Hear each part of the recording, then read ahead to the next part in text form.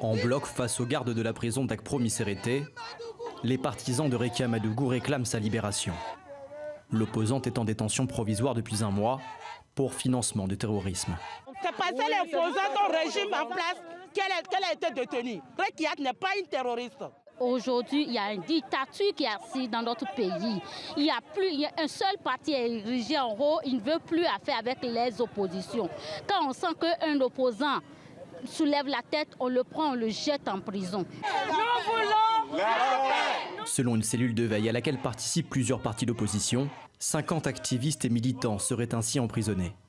Sébastien Javon, Komi Kouché, Laurent Métognon, plusieurs grands noms de l'opposition ont été condamnés ces 5 dernières années, que ce soit pour détournement de fonds, abus de fonction ou encore trafic de drogue. Certains ont fui le pays pour échapper à la prison. Rekia Madougou allonge aujourd'hui la liste des personnalités politiques derrière les barreaux. Sa mère est l'une des rares à pouvoir la voir. Lorsqu'elle sort de la visite ce jour-là, elle est choquée par ce qu'elle vient de vivre.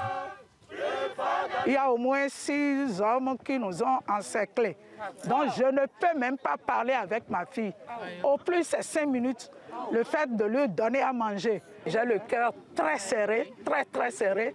Mais quand je regarde derrière, je me dis, je ne suis pas seule. Nous sommes là, les enfants nous sommes là. J'arrive à supporter. Comme plusieurs opposants politiques, Rekia Madougou est poursuivi par la Criette, la Cour de répression des infractions économiques et du terrorisme.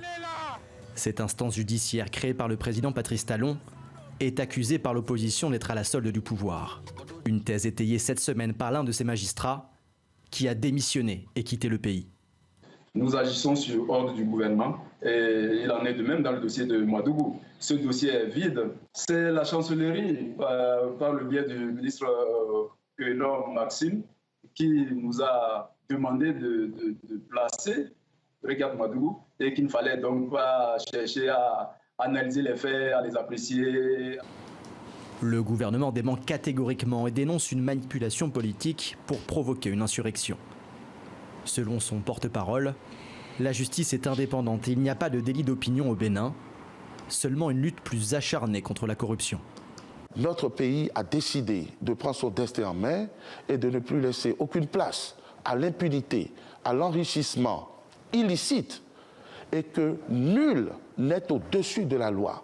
Ce n'est pas parce qu'on a tâté de la politique qu'on est dans une impunité ou dans une immunité. Selon le dernier rapport d'Amnesty International, le droit à la liberté d'expression et à la manifestation a été indûment restreint au Bénin. Le rapport pointe notamment du doigt la fermeture de plusieurs médias d'opposition, rendue possible grâce à une loi de 2018 sur le code du numérique.